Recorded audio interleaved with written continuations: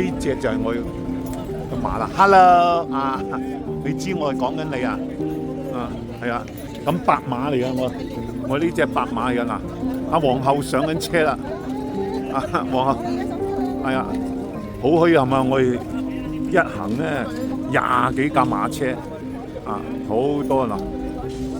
馬拉喀什位於摩洛哥嘅西南部，坐落在貫穿摩洛哥嘅阿德拉斯山腳下。馬拉喀什係帕派爾語嘅意思，係上帝嘅故鄉。呢座充滿咗故事同埋魅力嘅城市，從歷史文化、特色嘅建築、美食，到充滿當地市集熱鬧嘅氣氛。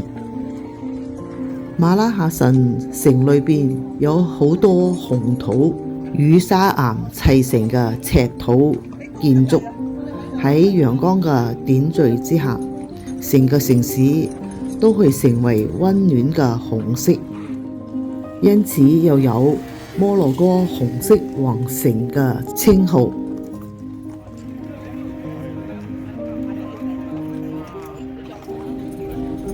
Hello， 今日你哋載我哋行呢個 city 知唔知啊？乖乖地好冇？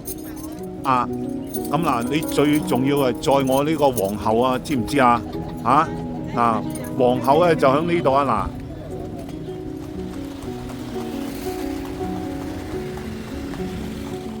馬拉喀什係摩洛哥皇城之一，係摩洛哥第3大嘅城市，僅次於卡薩布蘭卡同埋拉巴特。喺呢度熙熙攘攘，充滿咗生氣勃勃，呢度有自己嘅生活活力。正因如此，所以呢度都成為摩洛哥最受歡迎嘅城市之一。如果想了解呢個城市，你哋可以好似我哋今次坐着馬車喺呢個城市環繞一周，或者不妨穿過繁忙嘅馬迪納，這是一個歷史悠久嘅街區，周圍環繞着圍牆。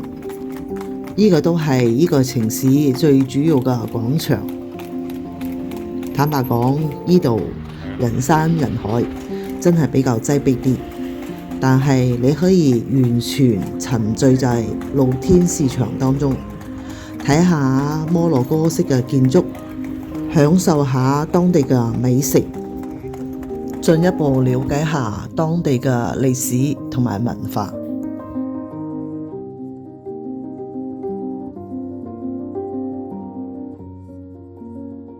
聳立在老城中央嘅庫圖比亞清真寺宣禮塔，係此地嘅地標同埋精神嘅象徵。據說第一座清真寺起到一半，發現它唔係對正麥加嘅方向，所以一改再改，工程延誤。後來喺呢座清真寺嘅南方，順時針偏移六度，又起咗第2個清真寺。點知第2座比第1座更加偏離麥加。我哋而家睇到嘅就係荒廢咗嘅第1座清真寺嘅遺址。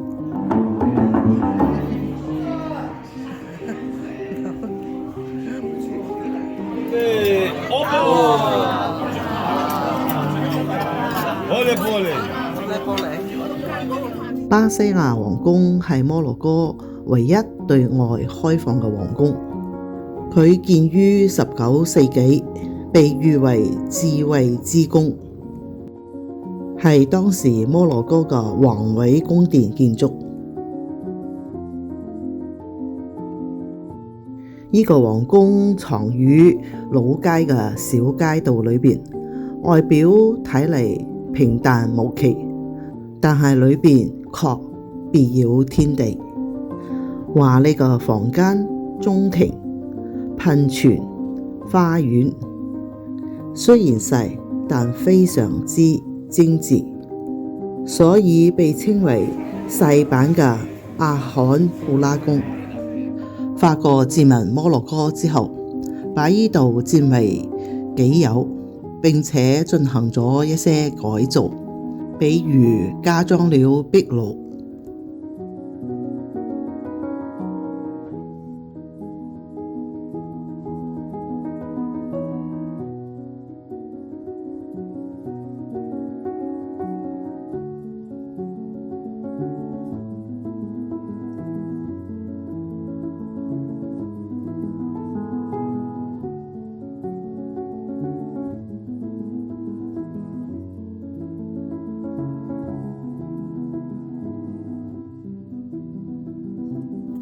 呢度嘅建築佈滿了伊斯蘭嘅雕花同埋馬賽克嘅拼貼瓷磚，係如今當地保存非常完整嘅古蹟。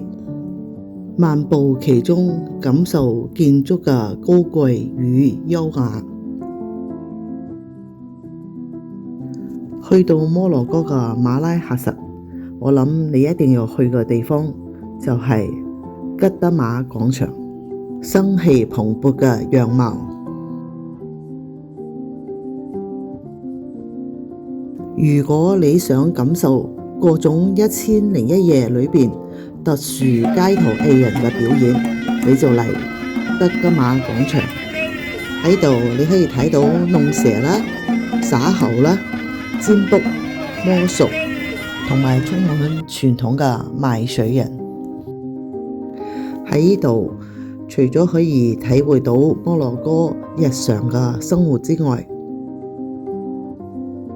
更加感受到摩洛哥式嘅生氣勃勃嘅樣貌。喺呢度不單止係遊客，當地人都會將呢度作為一個聚會嘅地方，會喺呢度傾偈啦、做生意同埋娛樂消遣。參觀完今日嘅景點之餘，我哋又返到去酒店啦。今日係我哋所有嘅行程之中行得最多嘅時間。酒店裏邊嘅裝修同埋酒店外邊嘅椰林景色都係十分之吸引。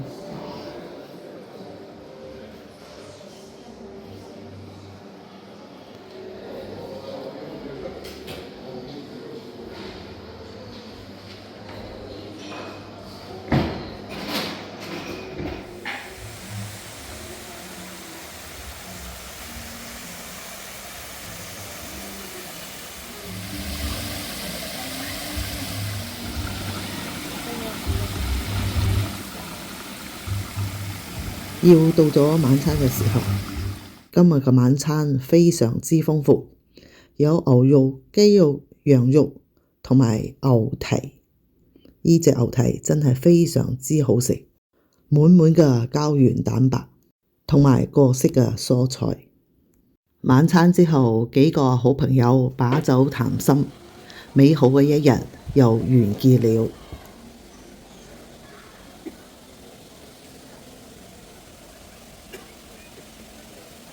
如果你鍾意我今日嘅介紹，請訂閱讚好，我哋下期再見啦！